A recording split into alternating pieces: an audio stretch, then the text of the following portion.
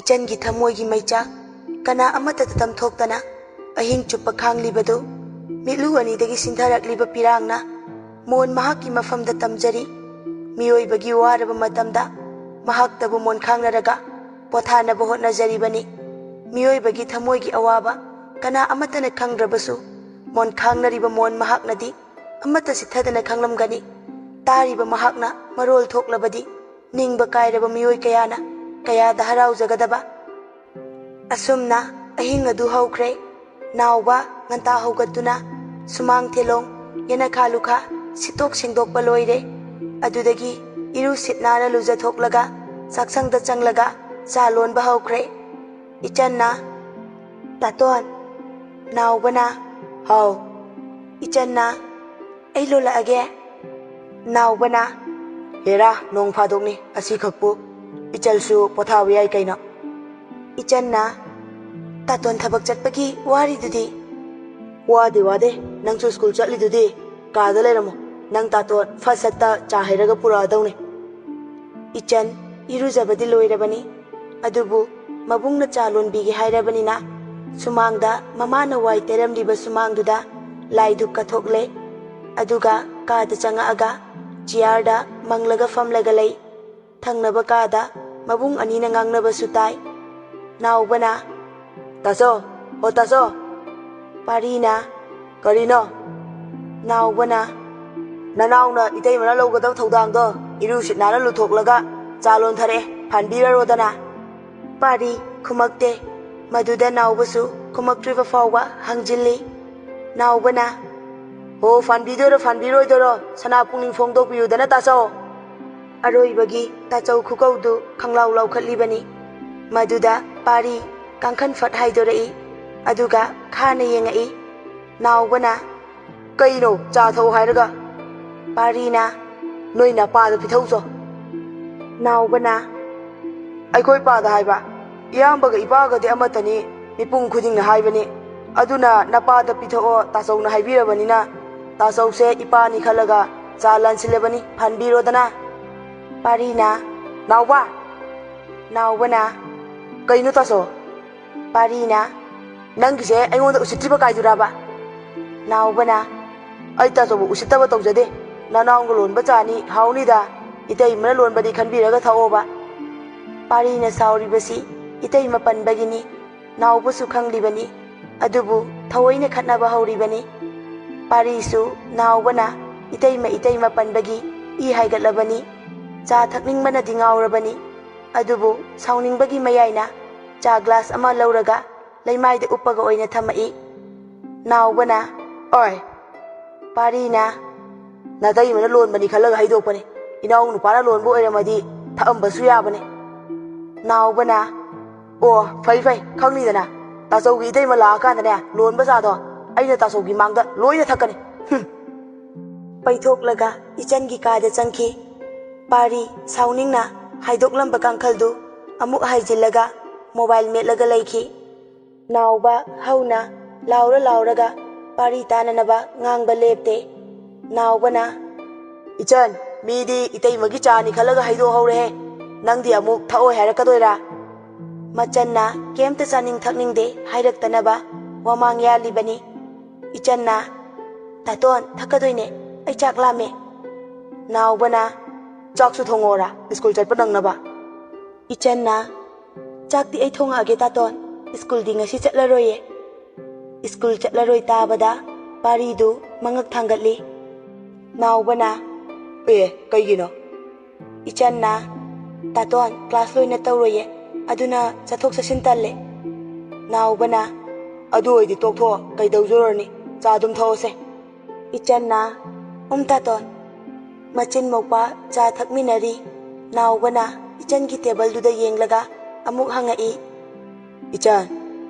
इचन चा थकना खुमई कई हाइगे तातोन नंगी केनरबा अमता लैबा उदे नंगबु केरबा लैये तातोन कई वाट के येंगेने कायदा लैगेबा अयुपुदा नहान लुसिलगा थमखिबने नहान ओइरमोइदा आइसु कई नुमितना उरमबनिदा पुथोरोने कई वाट के येंगे होय तातोन हौगतलगा उपुदगी केनबा मयामदु लोइना पुथोरई नावबना ꯑꯁ ꯀꯗꯥꯏꯅꯣ ꯊꯝꯃꯣꯀꯣ ꯃꯌꯥꯝꯗꯨ ꯃꯊꯪ ꯃꯊꯪ ꯄꯥꯏꯈꯠꯂꯒ ꯌꯦꯡꯉꯤ ꯑꯗꯨꯒ ꯃꯆꯤꯟꯒ ꯁꯨꯒꯠꯂꯒ ꯅꯥꯎꯕꯅ ꯀꯩꯅꯣ ꯁꯤꯗꯤ ꯂꯣꯏꯗꯧꯕ ꯉꯥꯛꯇ ꯀꯣꯂꯣꯝꯗ ꯄꯤꯔꯛꯑꯣ ꯃꯃꯤꯡꯁꯤꯡꯁꯦ ꯃꯊꯪ ꯃꯊꯪ ꯏꯒꯦ ꯏꯆꯟꯅ ꯄꯦꯟ ꯑꯃ ꯄꯤꯔꯒ ꯍꯪꯖꯔꯛꯏ ꯇꯥꯇꯣꯟ ꯀꯩꯗꯧꯗꯣꯏꯅꯣꯕ ꯅꯥꯎꯕꯁꯨ ꯄꯦꯟꯗꯨ ꯂꯧꯔꯒ ꯅꯣꯠꯕꯨꯛ ꯑꯃ ꯂꯥꯝꯃꯒ ꯑꯍꯥꯡꯕ ꯆꯦꯅꯥꯗ ꯏꯕ ꯍꯧꯏ ꯅꯥꯎꯕꯅ ꯅꯪ ꯇꯥꯇꯣꯟꯅ ꯍꯣꯔꯦꯟ ꯍꯜꯂꯛꯄꯗ ꯏꯆꯟꯒꯤ ꯂꯩꯊꯔꯛꯀꯗꯣꯏꯅꯦ ꯑꯃꯨꯛꯇ ꯏꯆꯟꯒꯤ ꯀꯦꯅꯕ ꯂꯩꯕꯤꯗ꯭ꯔꯤ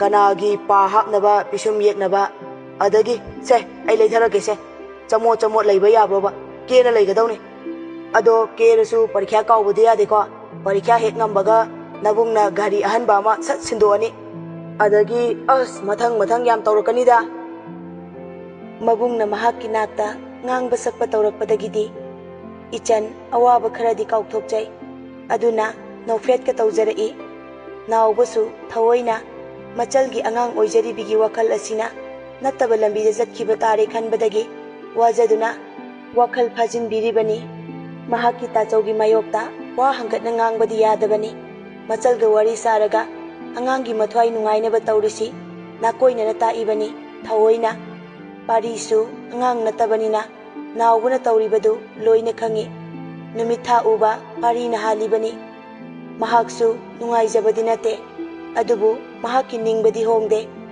ꯅꯥꯎꯕꯅ ꯑꯗꯨꯗꯤ ꯑꯁꯤꯒꯩꯅ ꯌꯥꯔꯦꯀꯣ ꯑꯗꯒꯤ ꯀꯩꯀꯩ ꯋꯥꯠꯂꯤꯕ ꯅꯣꯠꯕꯨꯛ ꯄꯦꯟ ꯅꯪꯅ ꯁꯤꯖꯤꯟꯅꯗꯧꯕ ꯑꯋꯥꯠꯄ ꯂꯩꯕ ꯈꯨꯗꯤꯡꯒꯤ ꯍꯥꯏꯔꯛꯑꯣ ꯅꯪ ꯇꯥꯇꯣꯟꯅ ꯂꯩꯊꯔꯛꯑꯗꯣꯏꯅꯦ ꯏꯆꯟꯅ ꯇꯥꯇꯣꯟ ꯑꯇꯩꯗꯤ ꯂꯣꯏꯅ ꯂꯩꯔꯤꯌꯦ ꯑꯗꯣ ꯅꯥꯎꯕꯅ ꯑꯗꯣ ꯀꯔꯤ ꯍꯥꯏꯔꯛꯑꯣ ꯏꯆꯟꯅ ꯃꯦꯒꯤ ꯂꯩꯕꯤꯔꯛꯑꯣ ꯍꯣꯏ ꯍꯣꯏ ꯑꯩꯅ ꯊꯣꯛꯄ ꯂꯩꯔꯛꯑꯒꯦ ꯆꯧ ꯆꯧ 3X ꯁ꯭ꯄꯥꯏꯁꯤ ꯅꯨꯗꯜꯁ ꯂꯣꯏꯅ ꯄꯨꯊꯔꯛꯑꯒꯦ ꯏꯆꯟꯁꯨ ꯅꯣꯛꯆꯔꯛꯏ ꯅꯥꯎꯕꯁꯨ ꯅꯣꯛꯆꯩ ꯅꯥꯎꯕꯅ ꯑꯌꯥꯕ ꯄꯤꯊꯣꯛꯑꯝꯃꯕꯅꯤꯅ ꯏꯆꯟꯅ ꯁ꯭ꯀꯨꯜ ꯆꯠꯇꯕꯗ ꯄꯥꯔꯤ ꯀꯔꯤꯁꯨ ꯍꯥꯏꯔꯝꯗꯅ ꯃꯍꯥꯛꯀꯤ ꯍꯩꯅꯕꯤ ꯆꯠꯐꯝꯗ ꯆꯠꯈ꯭ꯔꯦ ꯃꯃꯥꯁꯨ ꯊꯕꯛ ꯆꯠꯈꯤꯕꯅꯤꯅ ꯏꯆꯟ ꯃꯊꯟꯇ ꯂꯩ ꯏꯁꯩ ꯊꯥꯔꯒ ꯃꯥꯡꯒꯣꯜꯗ ꯐꯝꯂꯒ ꯈꯨꯖꯤꯟ ꯁꯦꯡꯗꯣꯛꯂꯤꯉꯩꯗ ꯁꯅꯥꯊꯣꯏꯒ ꯅꯨꯡꯁꯤꯒ ꯆꯟꯊꯣꯏꯒ ꯄꯨꯟꯅ ꯐꯥꯎꯖꯤꯜꯂꯛꯏ ꯃꯗꯨꯗ ꯏꯆꯟ ꯅꯣꯛꯃꯤ ꯅꯣꯛꯃꯤ ꯑꯍꯨꯝꯗꯨꯕꯨ ꯀꯧꯖꯩ ꯏꯆꯟꯅ ꯑꯩꯍꯥ ꯅꯣꯏ ꯑꯍꯨꯝꯗꯣ ꯌꯨꯝꯗ ꯆꯪꯅꯗꯕꯤ ꯁꯤꯗ ꯂꯣꯏꯅ ꯍꯥꯏꯖꯤꯜꯂꯛꯑꯕ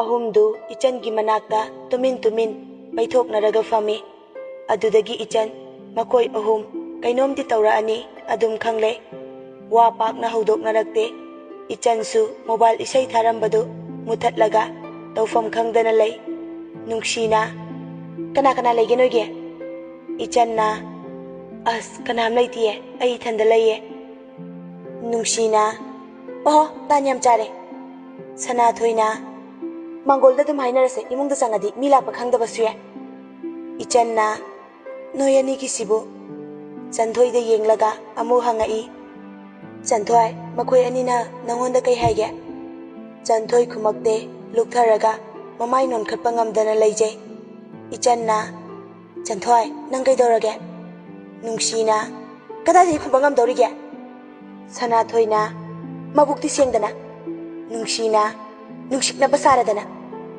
ꯁꯅꯥꯊꯣꯏꯅ ꯑꯗꯨꯅꯦ ꯃꯥꯅ ꯅꯍꯥꯟꯈꯩ ꯅꯣꯡꯗꯥꯏꯔꯦꯝꯕꯒꯤ ꯃꯔꯝꯗ ꯀꯩꯝꯇ ꯍꯥꯏꯗ꯭ꯔꯤꯗꯨꯗꯤꯅꯦ ꯃꯇꯩꯒꯤ ꯐꯠꯇꯕꯁꯤꯡꯗꯣ ꯂꯣꯠꯁꯤꯜꯂꯤꯅꯦ ꯅꯠꯇ꯭ꯔꯥ ꯏꯆꯟꯅ ꯅꯈꯣꯏ ꯑꯝꯇ ꯉꯥꯏꯈꯨꯑꯣ ꯅꯨꯡꯁꯤꯅ ꯀꯔꯤꯒꯤ ꯉꯥꯏꯕꯅꯣ ꯁꯅꯥꯊꯣꯏꯅ ꯃꯁꯛ ꯐꯥꯎꯕ ꯌꯦꯡꯅꯤꯡꯗꯦ ꯑꯩ ꯆꯟꯊꯣꯏ ꯃꯄꯤ ꯁꯤꯟꯊꯔꯛꯏ ꯑꯗꯨꯒ ꯀꯞꯄꯒ ꯍꯥꯏꯔꯛꯏ ꯅꯨꯡꯁꯤ ꯁꯅꯥꯊꯣꯏ ꯑꯩ ꯂꯥꯜꯂꯦ ꯑꯩꯕꯨ ꯑꯃꯨꯛꯇ ꯉꯥꯛꯄꯤꯌꯨ ꯑꯩꯁꯨ ꯍꯥꯏꯗꯣꯛꯀꯦꯅ ꯀꯟꯅꯗꯤ ꯍꯣꯠꯅꯈꯤꯕꯅꯦ ꯑꯗꯨꯕꯨ ꯑꯩ ꯏꯇꯩꯒꯤ ꯑꯃꯗꯤ ꯏꯆꯟꯒꯤ ꯈꯜꯂꯒ ꯍꯥꯏꯕ ꯉꯝꯈꯤꯗꯕꯅꯦ ꯅꯈꯣꯏ ꯑꯅꯤꯅ ꯑꯁꯨꯝꯅ ꯁꯥꯎꯒꯅꯤ ꯏꯆꯟꯅ ꯑꯩꯕꯨ ꯋꯥꯔꯧꯒꯅꯤ ꯍꯥꯏꯕ ꯑꯩ ꯈꯪꯉꯦ ꯑꯩꯁꯨ ꯋꯥꯈꯜꯁꯦ ꯇꯔꯦꯠ ꯇꯔꯥ ꯊꯣꯛꯅ ꯈꯜꯂꯤꯕꯅꯦ ꯁꯅꯥꯊꯣꯏꯅ ꯏꯆꯟꯕꯨ ꯈꯨꯠꯂꯥꯏ ꯑꯣꯏꯅ ꯁꯤꯟꯅꯔꯒ ꯅꯈꯣꯏꯒꯤ ꯅꯇꯩꯗꯣ ꯁꯦꯝꯗꯣꯛꯍꯟꯒꯦ ꯑꯁꯤ ꯅꯠꯇ꯭ꯔꯣ ꯅꯨꯡꯁꯤꯅ ꯅꯪꯁꯨ ꯀꯣꯛ ꯄꯥꯜꯂꯦ ꯑꯩꯈꯣꯏꯁꯨ ꯀꯣꯛ ꯄꯥꯜꯂꯦ ꯅꯁꯥꯅ ꯈꯪꯕ ꯐꯩ ꯁꯅꯥꯊꯣꯏꯅ ꯅꯇꯩꯗꯨ ꯅꯤꯁꯥ ꯆꯥꯏ ꯆꯥꯗꯦ ꯃꯗꯨ ꯅꯪꯅ ꯑꯩꯈꯣꯏꯗ ꯈꯪꯍꯟꯕ ꯌꯥꯏꯅ ꯏꯆꯟꯕꯨ ꯍꯩꯁꯤꯡꯅ ꯂꯣꯏꯅꯅꯕ ꯏꯆꯟꯁꯦ ꯅꯪꯒꯤ ꯇꯤꯟꯅꯕ ꯅꯠꯇꯕ꯭रोꯕ ꯇꯤꯟꯅꯕ ꯂꯣꯏꯅꯕ ꯍꯥꯏꯕꯁꯦ ꯃꯥꯡꯅꯕ ꯁꯤꯟꯅꯕ꯭रोꯕ ꯁꯤꯔꯕ ꯐꯥꯎꯕꯅꯦ ꯇꯤꯟꯅꯕ ꯃꯔꯨꯞꯀꯤ ꯊꯋꯥꯏ ꯀꯟꯅꯔꯤꯕꯅꯤ ꯑꯗꯨꯒ ꯅꯪꯅ ꯅꯨꯡꯁꯤꯅ ꯑꯗꯨ ꯑꯗꯥ ꯀꯩꯝ ꯈꯪꯗꯦ ꯈꯨꯗꯛꯁꯤꯗꯅꯦ ꯅꯣꯡꯗꯥꯏꯔꯦꯝꯕ ꯀꯥꯏꯅꯗꯧꯅꯦ ꯀꯥꯏꯅꯗꯕ ꯁꯨꯡꯌꯥ ꯌꯥꯔꯣꯏ ꯀꯩꯒꯨꯝꯕ ꯅꯪꯅ ꯀꯥꯏꯅꯔꯣꯏ ꯍꯥꯏꯔꯒꯅꯦ ꯑꯩꯈꯣꯏꯒ ꯀꯥꯏꯅꯕ ꯇꯥꯕꯅꯤ ꯁꯅꯥꯊꯣꯏꯅ ꯑꯩꯁꯨ ꯅꯨꯡꯁꯤꯒꯤ ꯋꯥꯐꯝꯁꯦ ꯍꯥꯏꯅꯤꯡꯉꯦ ꯅꯣꯡꯗꯥꯏꯔꯦꯝꯕ ꯀꯥꯏꯅꯒꯦ ꯍꯥꯏꯕ꯭ꯔꯥ ꯅꯠꯇ꯭ꯔꯒꯅ ꯑꯩꯈꯣꯏ ꯀꯥꯏꯅꯒꯦ ꯍꯥꯏꯕ꯭ꯔꯥ ꯑꯃ ꯈꯜꯂꯣ ꯏꯆꯟꯅ Sanathoi, nungsi, nakoy ani amukta tapthakhoba. Sanathoi na, karigi tapthabana, nisa saba nupada na nang nupa laitraba. Nungsi na, nasa mangla ka to kaniye, ay khangandanaga, lona pa siya nung saga yan piba malene. Ichan, mit usilaga khangjay. Sanathoi ga nungsi ga nangangla idu, tari. Chanthoi su, ikaibana, mamit mamay ngaksang ngangle. Sanathoi ga nungsi ga, amata oina manaraga. Ichan ga chanthoi ga bu, machin pe na ngangli. Makoy ani na hek ngangbale kibaga. Ichan na tap na hairei. Ichan na, Sanathoi, nungsi, chanthoi, nakoy ahumak amatalande. Ahum du pulap, ichan da yengai. Ichan, makoy ahum dagi, mitu na thairaga. Tapli tapli, makata tharai. Ay, hana dagi, yambung do, nisa sai haiba khange. Sanathoi amadi nungsi yengnai. Aduga, ichan da amug yengai. Chanthoi su, ungak ngak na yengjarai. Ichan na, Sanathoi, nungsi, nakoy ani, chanthoi pu chaibigano. Mahak bu warogano. Mahak na haikriba pumba, achumba ngaktane. Isha na hana dagi khangjay. Yambung se, nataba chinjak sai haiba. Sanathoi na, Ichan, nang na hairi dubu. Nungsi na, nang gito chanthoi bu kang khalibra. Ichan na, nate, adum na lana lawgano. Ay na yambung bu, kanano karino, mayek seng na khanglaga.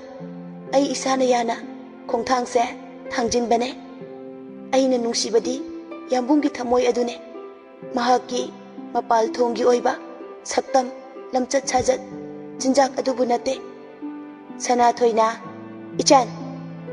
Ichan, Sanathoi da, pirang lagta noklaga yengjarai, aduga hairai. Ichan na, Sanathoi, ay na yambung da selfie bada, nang na yam saukibada.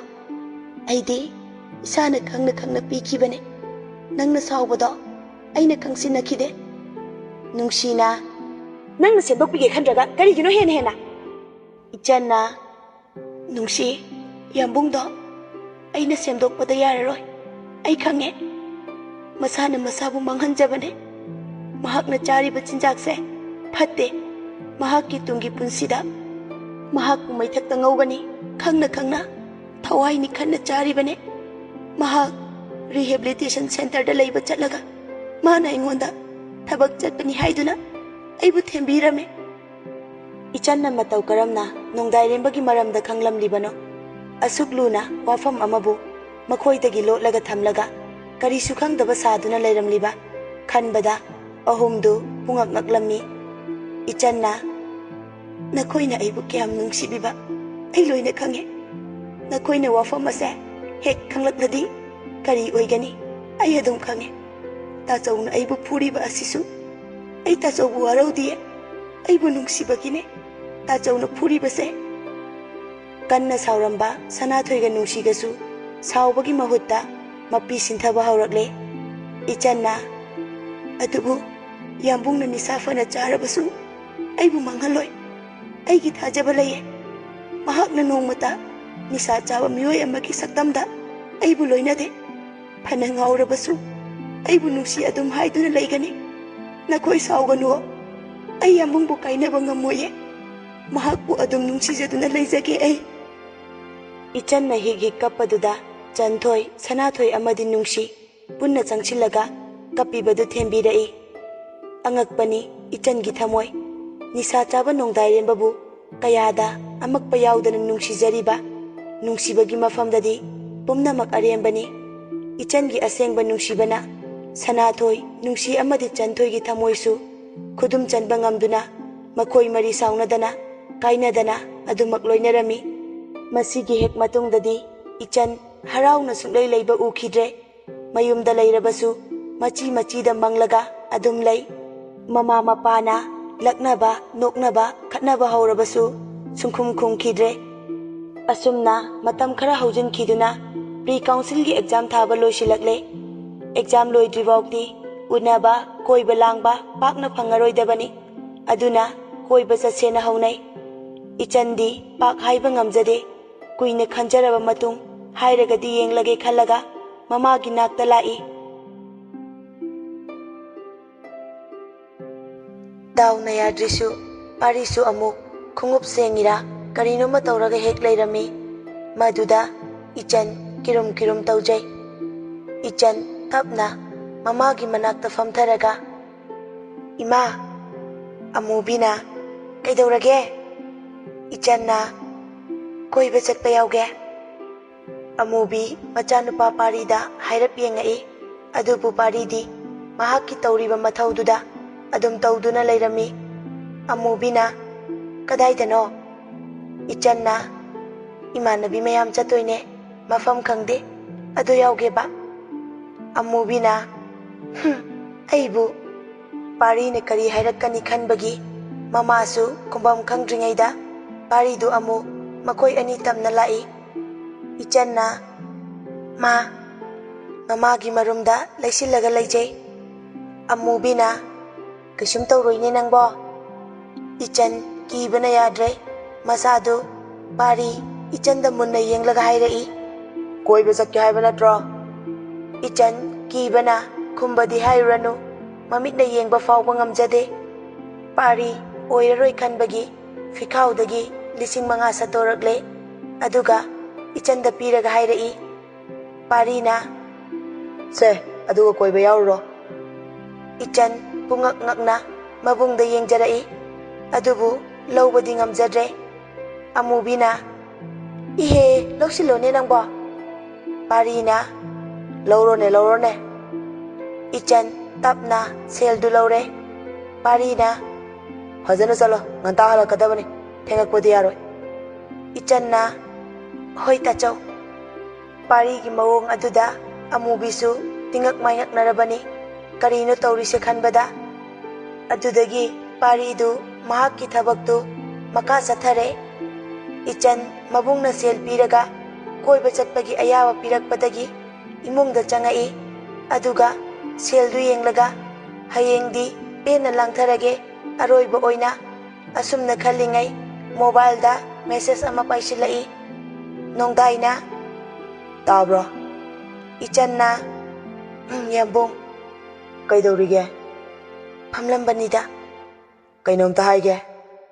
ꯃꯥꯅ ꯍꯥꯏꯔꯛꯀꯗꯧꯔꯤꯕ ꯋꯥꯁꯤ ꯁꯦꯜꯒ ꯃꯔꯤ ꯂꯩꯅꯔꯝꯂꯅꯤ ꯏꯆꯟ ꯑꯗꯨꯝ ꯈꯪꯖꯩ꯫ ꯑꯗꯨꯕꯨ ꯈꯨꯝꯗꯕ ꯌꯥꯗꯕꯅ tax ꯍꯜꯂꯛꯏ꯫ "ꯍꯥꯏꯔꯛꯑꯣ ꯌꯥꯝꯕꯨꯡ."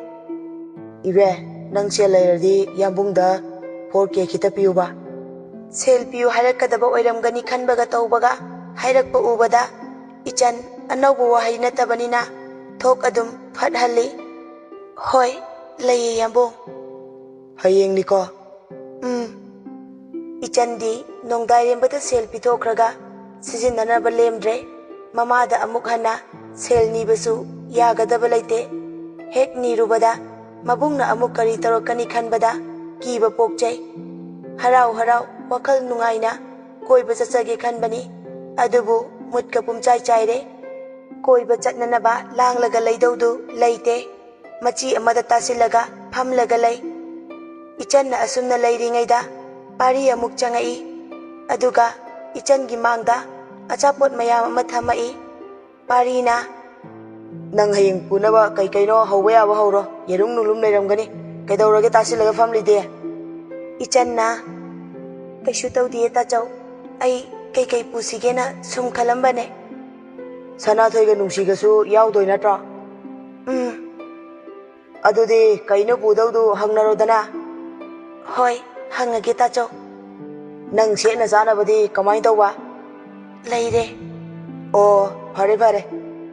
ꯏꯆꯟ ꯃꯕꯨꯡꯒꯤ ꯃꯇꯧ ꯑꯗꯨꯗ ꯏꯉꯛ ꯉꯛꯆꯩ, ꯃꯄꯨꯛꯅꯤꯡꯁꯨ ꯅꯨꯡꯁꯤꯖꯩ꯫ ꯃꯕꯨꯡ ꯑꯅꯤꯅ ꯃꯍꯥꯛꯀꯤ ꯃꯐꯝꯗ ꯃꯆꯜ ꯑꯃ ꯑꯣꯏꯕꯒꯤ ꯎꯠꯄꯤꯔꯤꯕ ꯃꯤꯅꯨꯡꯁꯤ ꯄꯨꯝꯕ ꯀꯅꯥꯒꯨꯝꯕ ꯑꯃꯅꯗꯤ ꯃꯕꯨꯡꯒꯤ ꯃꯤꯅꯨꯡꯁꯤ ꯐꯪꯗꯕꯒꯤ ꯃꯊ꯭ꯋꯥꯏ ꯁꯣꯛꯅꯔꯤꯕꯅꯤ꯫ ꯑꯗꯨꯕꯨ ꯃꯗꯨ ꯏꯆꯟꯒꯤ ꯃꯐꯝꯗꯗꯤ ꯑꯃꯠꯇ ꯋꯥꯠꯇꯅ ꯐꯪꯂꯤꯕꯅꯤ꯫ ꯑꯃꯔꯣꯝꯗ ꯏꯆꯟ ꯂꯥꯏꯕꯛ ꯐꯕꯤꯅꯤ ꯍꯥꯏꯕ ꯌꯥꯏ꯫ ꯑꯗꯨꯕꯨ ꯍꯥꯏꯅꯕ ꯂꯩ, ꯍꯤꯔꯝ ꯈꯨꯗꯤꯡꯗ ꯅꯤꯡꯕ ꯊꯨꯡꯉꯨ ꯌꯥꯗꯕ ꯇꯥꯏꯕꯪ ꯃꯄꯣꯛꯅꯤ꯫ ꯑꯃꯗ ꯍꯦꯛꯇ ꯑꯗꯨꯝ ꯑꯁꯣꯏꯕ ꯂꯩꯔꯛꯄ ꯍꯧꯅꯁꯥꯅꯤ꯫ ꯅꯣꯡꯗꯥꯏꯔꯦꯝꯕ ꯊꯦꯡꯅꯔꯨꯕ ꯑꯁꯤꯅ ꯏꯆꯟꯒꯤ ꯏꯪꯅ ꯆꯤꯛꯅ ꯂꯩꯕ ꯄꯨꯟꯁꯤꯗ ꯑꯁꯨꯛꯀꯤ ꯃꯇꯤꯛ ꯑꯋꯥ ꯃꯩꯁꯥ ꯂꯥꯡꯍꯟꯕ ꯍꯥꯏꯕꯗꯨ ꯊꯣꯛꯂꯕꯅꯤ꯫ ꯑꯗꯨꯕꯨ ꯏꯆꯟꯗꯤ ꯃꯗꯨꯃꯛꯇꯤ ꯈꯟꯖꯗꯦ꯫ ꯃꯕꯨꯡ ꯑꯅꯤꯒꯤ ꯃꯤꯅꯨꯡꯁꯤ, ꯃꯃꯥ ꯃꯄꯥꯅ ꯃꯍꯥꯛꯅ ꯂꯨꯅ ꯇꯧꯕꯤꯕ amadi nongdairembabu mabung ahalna amadi mahaki khwaidagi nungsina tinna loinaribi Sanathoi amadi nungsina yadaba mahaki nungsibabu phai haibinanaba mi leiraktrabada karamna wakhal leitana leiba ngamgani wakhal leinaga narakpagi oithokpa yaba fivamda leiraabani adudagi nong nganfung torakpadagi koiba chatnaba langba haugalakle parisu naubasu kem haide machanna langlidu tumbadi yadrabani adubu ngamnanaba tarabasu tana tummaga lei animak ichansu mapukning khara nungaijana thongalda gari lakpa ngairi ngaina mirak talak yengaga nongdai rembada call tausira khanjai adubu kayada soliba mahakka khangnariba nungsinariba mangonda call tauba ngamjadre adudagi message oina tharagi khallaga namba haurai yambung ai imanabi singa koiba chatawre ngarang su ai yambung da hayaudre nangadi haujik lawba lakpa yaragadi lao asumna message thabaga makoi kangbudu yausilakle gari duda isai su khonglai khara leiragadi koiba langba thingjin khradawbani aduna koiba chatlibani sangingaida koiba chatpa haisidabu lairik laisuda thawai ka hena yawbagainadi oithoklaroi pass tawradi yare khanba ngaktani ichansu gari da ka khatle Sanathoina mayai da phamo ichanna ngamaroi cho yadre khangadi khoidau lang khalakta ne leijahoni nungsina Sanathoi kainu matai du aina ichan gine kalaga nangna thongal bokta famgene phami natro Sanathoina mawalaude adoisu phamadi phame thawriba nupa duna hairai phudi funarakanu ko ayamu pauche da yawbo ngamoi yana ba famno khuthi ba yam thengarai ko ichanna kaka kaishu tawroida ai tawge masinu pise mama nabi amana mobile mena hairai noi ani ki haunabi amuk funara dine ani makne thongnau dagi langthome nasana khangjau amana amuk noksilai aduga phana du mai tani leitung pukri da langthok padawna ne noi ani dine lekangdani ichan lepaga Sanathoida makhutlo masawa tawraga nang hogalo natra dine ibani chaina basoida aina haise nangonda ne masing manga ki manungda ne nasana khangna hogocho amma ani ahom mari Sanathoisu masana khangna handokjai hek mana handokhibaga ichansu phat phamdai ichanna wayam chayam hek pamadana nungsi Sanathoida yenglaga karimnabagi mawongda noksilai Sanathoina kaina nungsina khuirena sakto Sanathoina nungsina hanabu nokningi aidi nasaktuga Sanathoina aigi sakna nangonda kaidawrage nungsina nokning hanbado khangedana Sanathoina no haide nungsina nok tawri aidi noksu nokning dabi nokning basaraga noklai maduda Sanathoina sawnganbagi ising botalna nungsida thomai nungsina ayoma minai nubi Sanathoina kaina no kaina rasi ikang hekangai nungsina ho somi biamadi Sanathoina aiga naga mana beyabra nungsina manaroi kanna hairambadagi taptharaga Sanathoi khakta tahallaga hairai nungsina nangna homo koiba aina nupa asengba koiba khangedana Sanathoi nungsida machinga araibida tumthoklaga yengai maduda nungsina kanna nokshili ichanna nungsibu khamjilai ichanna yareba kainune mayanga tumin lai aduga noi anina tanro namai to kaida pange Sanathoina kari namai kaida pange kaina ho aiki maise panpham ta oro nungsina takpikho khamo ba ichanda oina makoi ani manaraga ngang ba haurai maduda mama nabi amana amuk hairai noi anisu ichanda di haunuda kya nungai naroida ichanna haujasanu Sanathoina khupik asiga nungsina second amasu pharoi phubada ichanna mai sina ikaiba khangjilaktadi hidak leite duni thunda panba mai nina mayamdu khonjel chap manana nokhalakle ꯊꯧꯔꯤꯕ ꯅꯨꯄꯥꯗꯨꯁꯨ ꯅꯣꯛꯂꯛꯄꯗꯨꯗ ꯏꯆꯟ ꯃꯆꯤꯟ ꯈꯨꯝꯖꯤꯜꯂꯒ ꯅꯥꯀꯟꯗ ꯌꯦꯡꯂꯒ ꯂꯩꯈ꯭ꯔꯦ꯫ ꯁꯅꯥꯊꯣꯏꯒ ꯅꯨꯡꯁꯤꯒꯗꯤ ꯏꯆꯟꯕꯨ ꯁꯥꯎꯅꯤꯡꯕꯅ ꯂꯣꯏꯔꯕꯅꯤ ꯃꯈꯣꯏ ꯑꯅꯤ ꯆꯣꯐꯜꯂꯦꯅ꯫ ꯁꯣꯝꯗ ꯅꯣꯡꯗꯥꯏꯔꯦꯝꯕꯗꯤ ꯃꯤꯀꯞ ꯊꯣꯔꯛꯄꯗ ꯉꯥꯏꯔꯤ꯫ ꯃꯃꯤꯠ ꯅꯣꯏꯔꯒ ꯃꯣꯕꯥꯏꯜꯗꯨ ꯀꯣꯏꯃꯥ ꯃꯥꯔꯛꯏ꯫ ꯃꯣꯕꯥꯏꯜ ꯍꯦꯛ ꯐꯪꯕꯒ ꯃꯤꯠ ꯁꯤꯡꯂꯒ ꯍꯀꯥꯝ ꯆꯟꯅ ꯆꯟꯅ ꯌꯦꯡꯕ ꯍꯧꯔꯛꯏ꯫ ꯍꯧꯖꯤꯛꯀꯤ ꯃꯇꯝꯗ ꯃꯤꯀꯞ ꯊꯣꯔꯛꯄꯗ ꯃꯣꯕꯥꯏꯜ ꯍꯥꯟꯅ ꯊꯤꯕ ꯃꯁꯤ ꯆꯠꯅꯕꯤ ꯑꯣꯏꯔꯕꯅꯤ꯫ ꯅꯣꯡꯗꯥꯏꯅ ꯏꯆꯟꯒꯤ ꯇꯦꯛꯁ ꯂꯩꯕꯗꯨ ꯎꯕꯗꯅꯤ ꯃꯥꯅ ꯉꯛꯆꯕ ꯄꯣꯛꯂꯤꯕ꯫ ꯅꯣꯡꯗꯥꯏꯅ ꯀꯩꯅꯣ ꯃꯤꯅꯤꯠ 10ꯒꯤ ꯃꯥꯡꯗ ꯊꯥꯔꯛꯑꯝꯕ꯫ ꯐꯃꯨꯡꯗꯒꯤ ꯀꯨꯝꯊꯔꯛꯑꯒ ꯄ꯭ꯔꯞ ꯄ꯭ꯔꯞ ꯃꯅꯤꯡꯂꯣꯝꯗ ꯂꯥꯛꯑꯒ ꯃꯆꯤꯟ ꯃꯌꯥ ꯁꯦꯡꯕꯣꯏ ꯁꯦꯡꯗꯕꯣꯏ ꯖꯣꯝ ꯖꯣꯝ ꯃꯃꯥꯏ ꯃꯃꯤꯠꯇ ꯏꯁꯤꯡ ꯆꯥꯏꯁꯤꯜꯂꯒ ꯁꯦꯡꯕꯣꯏ ꯁꯦꯡꯗꯕꯣꯏ ꯇꯩꯊꯣꯛꯂꯒ ꯆꯦꯟꯆꯠ ꯆꯠꯂꯒ ꯕꯨꯂꯦꯠꯇꯨ ꯊꯧꯗꯣꯔꯛꯏ꯫ ꯊꯧꯅ ꯊꯧꯅ ꯏꯆꯟꯗꯁꯨ ꯀꯣꯜ ꯇꯧꯏ ꯑꯗꯨꯕꯨ ꯄꯥꯏꯔꯛꯇꯦ꯫ ꯅꯣꯡꯗꯥꯏꯅ ꯄꯥꯏꯗꯕꯤꯒ ꯇꯧꯏꯅꯦ ꯃꯥꯅ ꯉꯔꯥꯡꯁꯨ ꯍꯥꯏꯗꯕ꯫ ꯃꯨꯔꯨꯝ ꯃꯨꯔꯨꯝ ꯁꯣꯜꯂꯤꯉꯩꯗ ꯇꯦꯛꯁ ꯂꯥꯛꯄꯗꯨ ꯈꯥꯝꯂꯒ ꯄꯥꯏ꯫ ꯄꯥꯕ ꯍꯦꯛ ꯂꯣꯏꯕꯒ ꯑꯃꯨꯛ ꯊꯧꯔꯒ ꯆꯠꯈꯤ꯫ ꯀꯨꯁꯨꯝꯅ ꯀꯝꯗꯧꯔꯤ ꯆꯟꯊꯣꯏꯗ ꯍꯪꯂꯤ꯫ ꯅꯇꯩꯗꯨꯕꯨ ꯍꯧꯒꯠꯈ꯭ꯔꯕꯣ? ꯒꯥꯔꯤ ꯊꯧꯗꯣꯛꯈꯤꯕꯒꯤ ꯃꯈꯣꯜ ꯇꯥꯏꯅꯦ ꯑꯩꯕꯣ꯫ ꯆꯟꯊꯣꯏꯅ ꯅꯦꯅꯦ ꯊꯧꯗꯣꯛꯈꯤꯕ ꯃꯥꯜꯂꯦ ꯑꯩꯁꯨ꯫ ꯀꯨꯁꯨꯝꯅ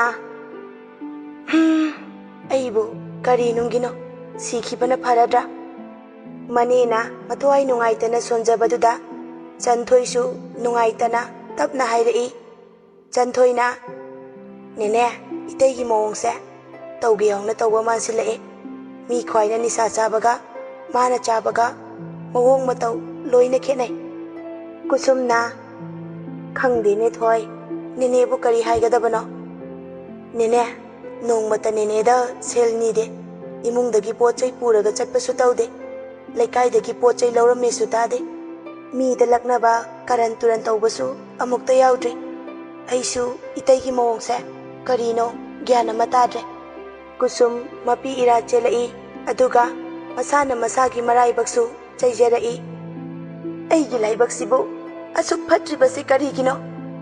ꯊꯣꯏ ꯅꯦꯅꯦꯒꯤ ꯃꯄꯣꯛꯁꯦ ꯀꯔꯤ ꯅꯨꯡꯒꯤꯅꯣ ꯈꯪꯗ꯭ꯔꯦ꯫ ꯁꯤꯈꯤꯕꯅ ꯁꯔꯨꯛ 100 ꯍꯦꯟꯅ ꯐꯔꯕꯅꯦ ꯑꯩ꯫ ꯀꯅꯥꯒꯤ ꯃꯪꯂꯥꯟꯗꯅꯣ ꯑꯩꯅ ꯅꯨꯡꯉꯥꯏꯅ ꯍꯤꯡꯒꯗꯧꯔꯤꯕ꯫ ꯆꯟꯊꯣꯏꯁꯨ ꯀꯞꯅꯤꯡꯂꯛꯑꯕꯅꯤ꯫ ꯃꯄꯥ ꯃꯃꯥꯅ ꯃꯉꯣꯟꯗ ꯇꯠꯇꯅ ꯋꯥꯔꯤ ꯁꯥꯔꯤꯕꯅꯤ꯫ ꯅꯪ ꯅꯦꯅꯦꯒꯤ ꯃꯄꯨꯛꯅꯤꯡ ꯅꯨꯡꯁꯤꯅꯕ ꯅꯨꯡꯉꯥꯏꯇꯅꯕ ꯊꯕꯛ ꯇꯧꯕ ꯌꯥꯗꯦ꯫ ꯃꯗꯨꯃꯛꯅ ꯆꯟꯊꯣꯏ ꯃꯅꯦꯕꯨ ꯂꯥꯟꯅ ꯎꯕ ꯁꯨꯡꯉꯝ ꯉꯝꯗꯦ꯫ ꯃꯇꯩꯅ ꯃꯅꯦꯗ ꯉꯥꯡꯂꯤꯕ ꯋꯥꯉꯥꯡ ꯁꯉꯥꯡ ꯇꯥꯕꯗ ꯅꯨꯡꯉꯥꯏꯇꯕ ꯈꯟꯖꯥꯅꯕꯗꯤ ꯄꯣꯛꯂꯤꯕꯅꯤ꯫ ꯑꯗꯨꯕꯨ ꯀꯔꯤ ꯃꯔꯝꯒꯤꯅꯣ ꯃꯤꯅ ꯏꯟꯁꯤꯜꯂꯛꯂꯤꯕ꯭ꯔꯥ ꯈꯟꯕꯁꯨ ꯌꯥꯎꯔꯤꯕꯅꯤ꯫